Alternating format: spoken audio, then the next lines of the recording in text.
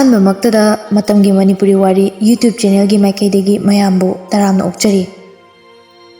Ngasi mu puduna lakchare Lepundugi Marumda tarasubu episode amadi aroiba saruk mayam puna taminasi.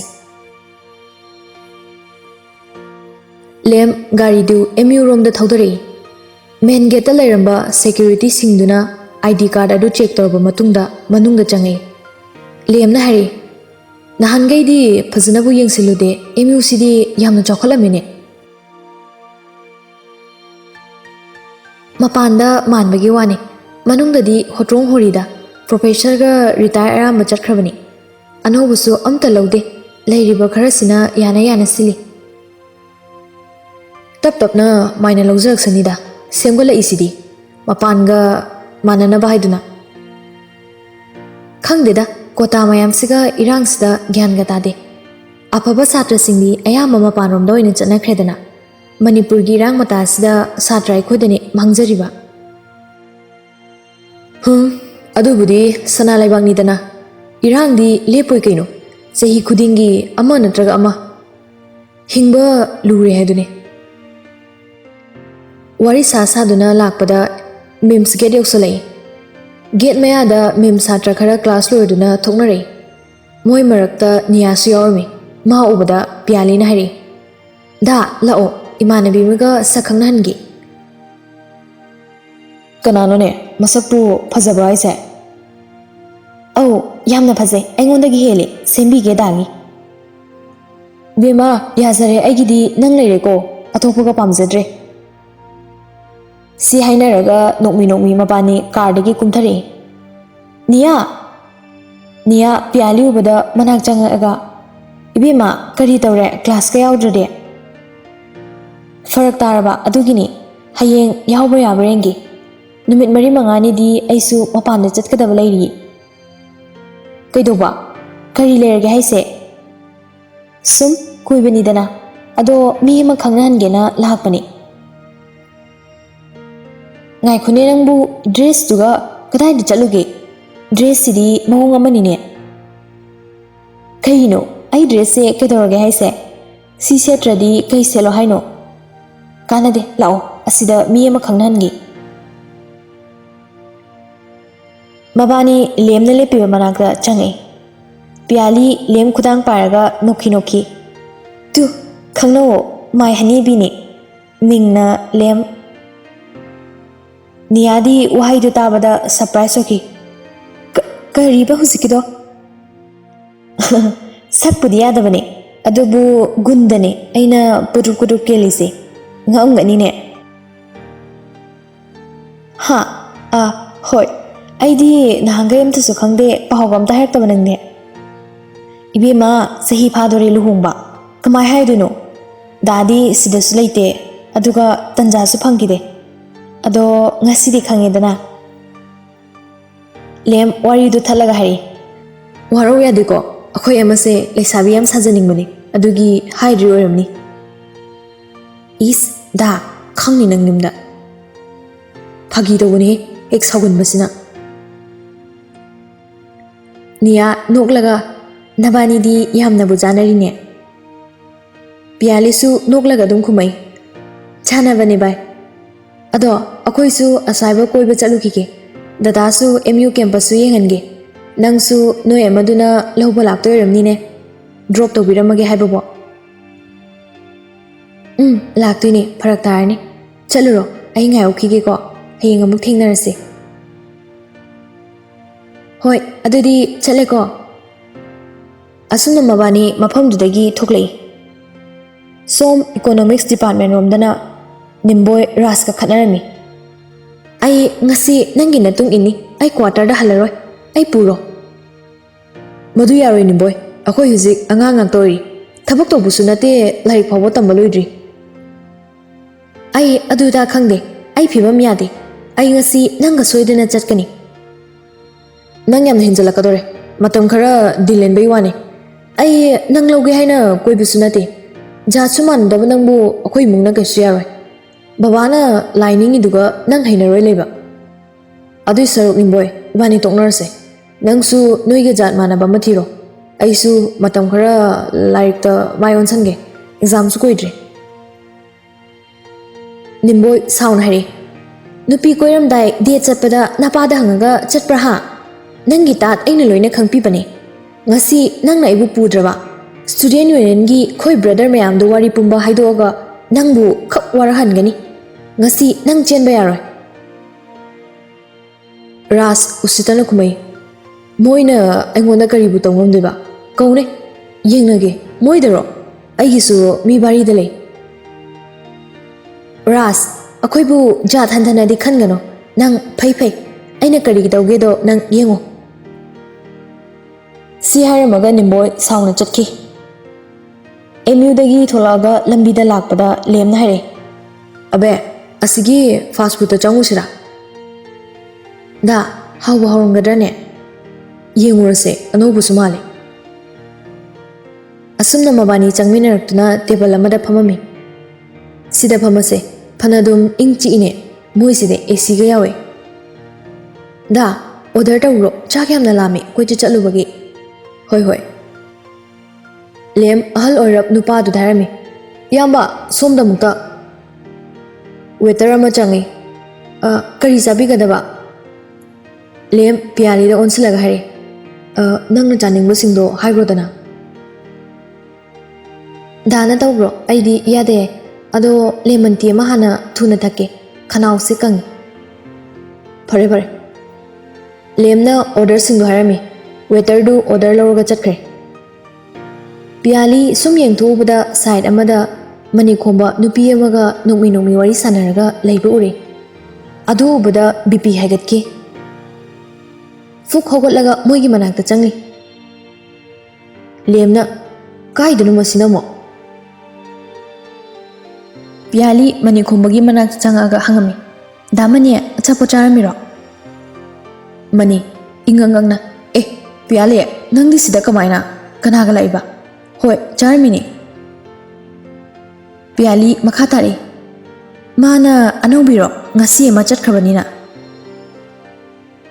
karibo damani tumdaba mi hawdokpa lui rozi lekidre soidana khangamgani khale mana tamdana aisu wari loina khangi adugyamna selfish ori karigino Rosina adugyamna magi damak lepirakadra thazaraga aduga tukuchai damani gumba nupasidi lairi khairaga laisu yawdaba mini achumaran karino su khangdana sanskar gi mai phawo tumamgiroi aduga kemta khandana atopa nupi amaga noknoktana wari sanari damani bu thamoi pandro mani piali gi wadu tabada saure piali ai ngasai dagi tagina tabane minor language Chinama palena pangaw ngangano piali hande sauna kumai ngangni pena nui sidi samasigi yengnabani wakhal yawdaba nasagi da khanba sa mani phalambadagi phuk hogolaktuna sauningduna piali da khubangna thagena makut haigatpada lemna tap pharaga kaino bai ai magyaw yawna sidi kya nuaiteda manina bai nupi kharo waro mimang tumang thole aisu ngasai dagi tarini abena karisu akaiba hagidaba malida manina nayumda nupina ngambadongna mapanda su tholakano izat laina hingo lem nuglei vai nang wari sidi nupidi kaisunate haidro swaida inai tanarakani wangangbada break fanaratradi da wakal yawdaba miga manaruno lao chalse ngako wari sengdokna kigi fazana da sebala oba wakal ne mamigane manaba hawnade lemzade lao si haraga nampuda chingaga puthoki kada piali I yamna kai mamai dudane olaga ani ahum laktang tharamabudi kharasu pengadabani lemna nangsu pura yabini kibagam ta khangdrene mi mamangduda hekta lakthaimi pialina tawba taba mana tawridubu yengodana asomdana sanskar gi maibu mulam khiroi aduga nupi ga dek ka tawramdana khalu raga yam saunge nupa singse asuk yamna puksin pi se karigino moise mioi ba haibado natrabra asuk yamna minung se khangdaba nangdo aiji tawdeko Da, phagi matang sade. Aise serious ne. Da haiba nate. Ai wa gam tangang zaroida. Ngasi nangi mutse last da ai noina da sata dana. Hujik phawa BP haigali. Ai Rosie mama mapagi khanbada yamna nungaite. Mioi bai khoi gi punsi se kari suna lamdre. Lemna Farese, sige wari se to ase. Natradi nang adum sauning lerni. Asumna numito hoki. No ngalaga lemna pialibu emu tana tilaki. Mapanda numit mari mangani chatuinina kuina class yaudredi farak tani haiduna yawbalaki. Mims gate mayada lem horen pung kyada lawbala waino. Pung ani adwaida la oda. Hoi hoi. Chale dudi phajana chango class manungda Nia haima asing bagi rohai se bai aidi nan ge khangdena mama nabi amana hera bai nangsu khangmandra ba haiduni university da khangdaba kanam ta yaramoi Nia mangdana ma tungdana ma yam thajadi masak adu phajari duga quality di amata yaramdre na ma de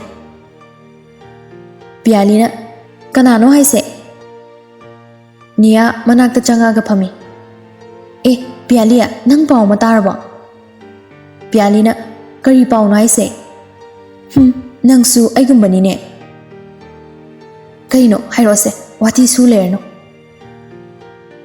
ataina ti raskini sirabo haise phanadum phare leibak se khara yangani sakta duga ubada tilhoi Niana sidi he nangsu ado nang ningsing libra nahan nupi ama lambida thengnabado Pialina kana karambano haise Nia ama men fit window karbo he nahan nang gari mamangda chatlambado ningsing le adu kari tawage adu nupi dugane ngarang ras kane kaina kali ha pamuida nupi do Yung naududa pungsi mangaba. Moidi manungda relation ayong narazani. Ngarang MU da irang to eye. Student union kambuna nangpuda kat limale. Maralgi matungina. Pialina. Masak phazai hero ne na khanjaraga kaphali duga izat manglaba. Matik tum jaine tawgadabane. Wahai dum sange. Hujikti university da masaka uraroi. Hapui juju gai pai khangde pakte khangde gap tugane yare se mai wari se to ase matamang na bane adui saru ngarangi notes to piro ngahak tum yengi se sida leire asumna numitu moi class yawarami hapta ama leraga piali su lemgi matung inaraga Delhi da koirui matamdi sumsum hoki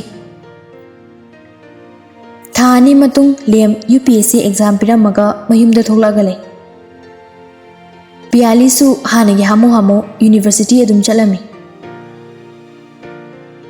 After 4 months Mama noibu kari tawrigi loidribone matam se thengi mi loine tilamani Bino lore tholage moi pabo Mapana kari buki no khangde hanu sangsida Kanada utuino asina puwa waraga thuklani Bino ho ke da yaribo horendi aikhoidana mayamna loina mitarak tise chamo chaladi ibungi mai chopoidro moi pabuna khangponte Angang singbu tholaktribo Mapana tholakri moisu mama laudana kiri malene asomdana mina ngainaramani lakte haina Bino Kisa sanu kaino VIP di thengna chalasu kanasu kadisu hairoi Mama nang anu thangsidane aingondagi soidan chai lakani Moi pabung sune hekta hana saugotoigi ngasi ibungogi asu ngarba numitida sau nupa na tabadawna laose thoasi moina gari amada mai laksarasani se akoina hana halamase hairamodana adudi Moi pabung Onthok na gyan takidida ko ngasai na aiga abega hainarabani moi ani ko na laona Phare lao thinge those Kadana Piali kanna keri lemna mit kupthapa yengami. Piali minjendagi lengi masaktu uraga hare. Khuyengadi chathokhidogadaba male. Is nangbo chakolo ibema phibamduga charasu hauraroi ko. Da ai saurage nathanda chatkira ngasi. Lem nokmi yaine ithanda chalaja. Ha huzikti IS marubanina nupi mayam amana kelani. Adasu nupi na pairamani ai uktogi. Nang yawardi chance tu mangani legele horoda. Hey rehe horendi michi daga khata khanao. Yum halaga aina kidogiyo. IS ngasi chara hilaniyo. Mina fagi tawraga saubiga story. Apangwi nang leina kanamu yengdorige. Nangondagi mitfam hongdok ningdra kansida mikup amata so idi nang mudradi leiba ngamde. Piali nokmi to atumaina hayoba. Ado aina nangi ningbadi thungale aigi gift kari pidoino. Piali lemda yenglamlaga amuluk thagi. Gift ready da leire. Halaga surprise ne. Huzik tipiroi. Yaroi, huzik pame. Da marai tawano thengi. Alao, horen halaga pirageba. Yaroi, ai gift yengrigai chaloi. Da lao base, please. Hekhalakpaga pidraba, kari tawgiyo. Lao, those. Asumna numitu laikai gi miyoi singna lem IS farakpagi okpagi thoramama pangthomi. Halakpaga kada lem kadanu piro thuna uzuma. Da ngangamdaba tawno huzigi ade hore nungda. Nangmu ngasai hek halakpaga pini haidudi yariko nasagi wangao. Hoiba pigeba. Ado ngaiba nungdang phawdang ngairoba ko is mamalyamna kahan me mawung ni ne yare nangi gift ka amta pamne piran ningam horoida ai budi kaisu kaide dadang ne chaga le hodise abe seba kadai no ba ayam yeninge ba nangi hongnabi chakhalanu kaidoge ngairo nungdang Talagana toe. Si haramaga piali higatlaga thoki. Le matungda abe lauraga lehui. Makhadana mapa karinung launari sinani sina. Moi basu tagan kraponi kaisu oiramoy. Sumna phagi tawnari oiramni. Phagi oirdi phaine adu natadana ani se anam kanba chap mane. Amasu hanadene. Aidi moina sumaina kana launa base mihunga amumuk yaudine. Bino mi abe adu kyam gyan tari dubo ho kaisu pakat piruno thaina moi bai bani su yamna tawri idudi khana raga nungsiba hingapani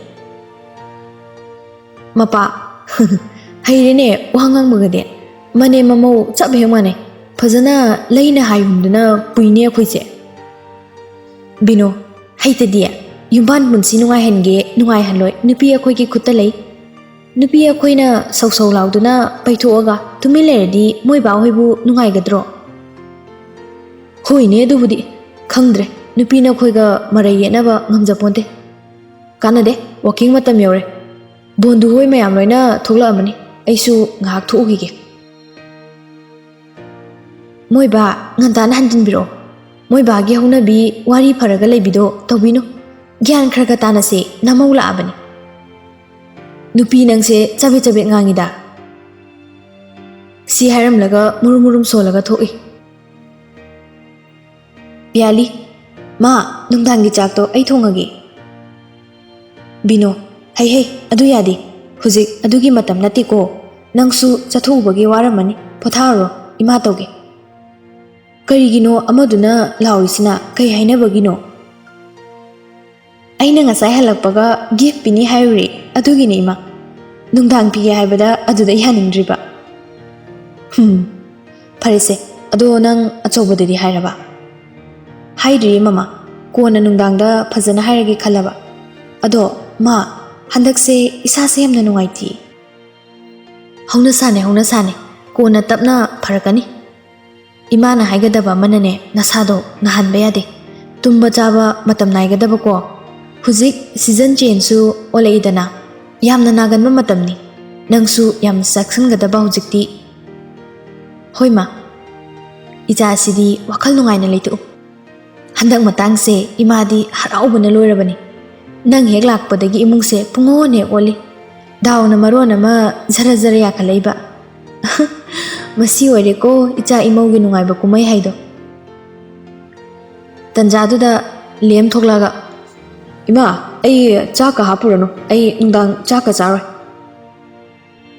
ꯕꯤꯅꯣ ꯅꯪꯅ ꯑꯃꯨꯛ ꯀꯔꯤ ꯇꯧꯔꯦ ꯐꯔꯛ ꯐꯨꯒꯠꯂꯛꯏꯁꯤꯅ ꯏꯃꯥꯅ ꯂꯨꯅ ꯇꯧꯃꯟꯗꯅ ꯃꯤꯁꯤꯡꯁꯦ ꯅꯋꯥꯡꯉꯛꯑꯦ ꯑꯩꯈꯣꯏꯒꯤ ꯋꯥꯒꯁꯦ ꯀꯩꯁꯨ ꯂꯩꯇꯅ ꯂꯧꯕ ꯍꯧꯔꯦ ꯏꯍꯦ ꯃꯣꯏ ꯃꯄꯥ ꯃꯆꯥꯒꯤ ꯐꯔꯛ ꯐꯨꯕꯤꯁꯤꯗꯤ ꯉꯝꯁꯨ ꯉꯝꯃꯣꯏꯗꯕꯗ ꯀꯣꯟꯅ ꯋꯥꯖꯅꯤꯗꯤ ꯈꯪꯗ꯭ꯔꯤ ꯏꯃꯥ ꯊꯕꯛ ꯏꯪꯈꯥꯡ ꯇꯧꯔꯨꯈꯤꯒꯦꯀꯣ ꯏꯃꯧꯗꯒ ꯆꯩꯔꯨꯅꯨꯀꯣ ꯅꯪ ꯑꯣꯏꯅ ꯈꯨꯄꯥꯛ ꯂꯥꯛꯀꯅꯤ ꯉꯥꯡꯗꯅ ꯃꯃꯥꯁꯨ ꯊꯣꯛꯈꯤ ꯑꯩꯈꯣꯏ ꯃꯥꯁꯨ ꯑꯃꯃꯧꯒꯤ ꯃꯅꯦꯝ ꯑꯣꯟꯈ꯭ꯔꯦꯅꯦ ꯐꯖꯅ ꯁꯨꯝꯃꯤꯗ ꯄꯤꯌꯥꯂꯤ ꯂꯦꯝꯗ ꯁꯨꯒꯠꯂꯤ ꯀꯜꯂꯛꯄ꯭ꯔꯣ ꯀꯜꯂꯛꯅꯤ ꯅꯪ ꯌꯥꯝ ꯎꯁꯤꯠꯇꯕ꯭ꯔꯕꯨ ꯅꯅꯥꯗꯣ ꯂꯩꯒꯦ ꯍꯦꯛ ꯇꯧꯕꯒ ꯕꯤꯅꯣꯅ ꯀꯔꯤꯅꯣ ꯑꯆꯧꯕ ꯍꯧꯖꯤꯛꯇ ꯍꯥꯏꯔꯝꯗ ꯉꯥꯏꯔꯤ ꯃꯁꯤ ꯌꯦꯡꯉꯨꯅꯦ ꯑꯕꯦ ꯂꯥꯛꯑꯣ ꯏꯃꯥꯒ ꯆꯥꯛꯁꯪꯗ ꯑꯦꯟꯁꯥꯡ ꯁꯦꯝꯃꯨꯁꯦ ꯁ꯭ꯋꯥꯏꯗ ꯀꯨꯏꯅ ꯂꯩꯔꯅꯨ ꯃꯤꯁꯤꯡꯁꯦ ꯃꯑꯣꯡ ꯑꯃꯅꯤ ꯄꯤꯌꯥꯂꯤ ꯍꯣꯏ ꯃꯥ ꯂꯦꯝꯗ ꯄꯩꯔꯝꯃꯒ ꯆꯠꯈꯤ ꯗꯥꯏꯅꯤꯡ ꯇꯦꯕꯜꯗ ꯃꯌꯥꯝ ꯅꯨꯃꯤꯗꯥꯡꯒꯤ ꯆꯥꯛ ꯆꯥꯃꯤꯟꯅꯔꯤ ꯄꯤꯌꯥꯂꯤ ꯃꯥ ꯉꯁꯤꯒꯤ ꯌꯦꯟꯁꯥꯡꯁꯦ ꯌꯥꯝꯅ ꯍꯥꯎꯏ ꯍꯌꯦꯡ ꯑꯃꯨꯛꯀ ꯊꯣꯡꯁꯤꯀꯣ ꯕꯤꯅꯣ ꯍꯣꯏ ꯏꯃꯧꯅꯕꯨ ꯄꯥꯝꯃꯗꯤ ꯏꯃꯥ ꯍꯦꯛꯇ ꯊꯣꯡꯒꯦ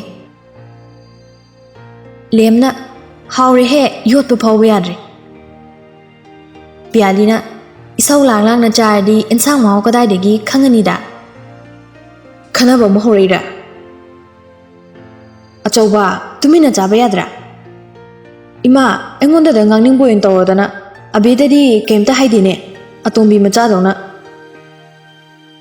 ꯅꯪꯒꯤ ꯆꯥꯐꯝ ꯊꯣꯛꯄꯗꯣ ꯑꯗꯨꯝ ꯆꯥꯎ ꯌꯥꯗ꯭ꯔꯣ ꯀꯔꯤꯒꯤ ꯌꯥꯎꯔꯛꯏꯅꯣ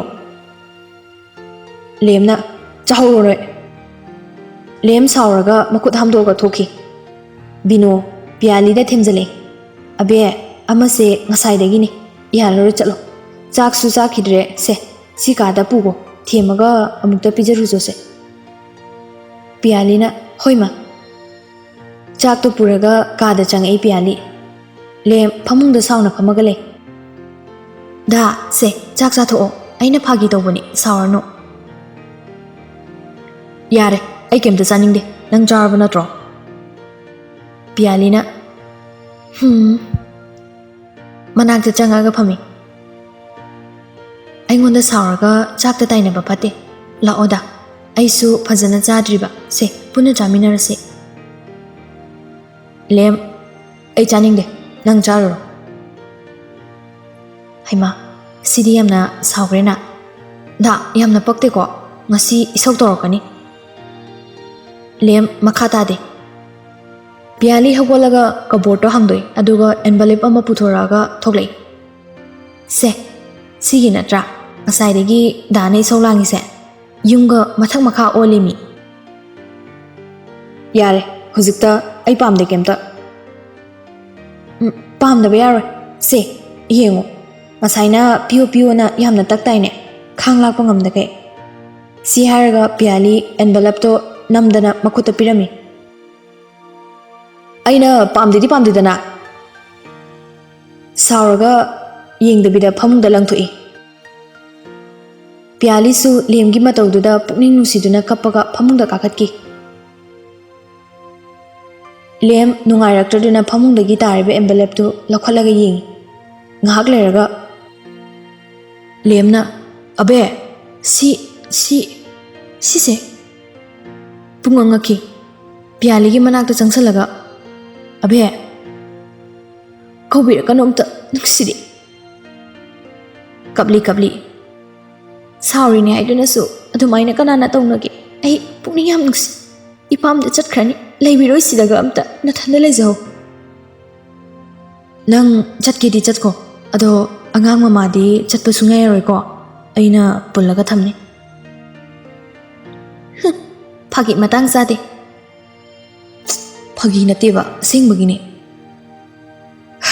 Abe ai ngasidi am harawe. Nangi gift sidi ai punsigi kawang amaroi. Thank you a lot abe. Ai sauba patri. Abe phanaba kai te haino. Ai na payura. Se parge yarba. Sorry abe please. Piali nokmi. Da yare paktre. Nangsu chakan badi haire ne ha. Singa saina haibe yadro. Ho surprise ne. My honey papa. Nang surprise di amai ni he. My honey mama. Ado ima hoidi loina khangaba. Khangabani. Imaga nahan check up chalui. Dana ada chakri ngaida. Adunani imana ngasai chairido. Aingonda na lege tawpada. Mane mamong changdana aingonda apangba sidana laknari ni ne. Haireba ha chakhanba sawanba madi. Haitrade. Ado dada kai phauge haraubra. Lem pialigi makutu chupaga. Abe punsida asumna nungaiba amukta phaudri. IS phaugi haraubadagi helisina. Piali lembu yam nungsina konjai. Da matang asida volume 1 loizare. Tabiriba khwai pumnamakpu Matamgi Manipuri Wari YouTube channel gi maikaidagi thakatpa phongdokchari. Ani suba tangkaknaiba wari athuba matamda mayamgi mafamda sinajana honajage. Channel asibu nungsibiyu like subscribe tawbiba kawbiganu. Amuka hana mayambu thakatpa phongdok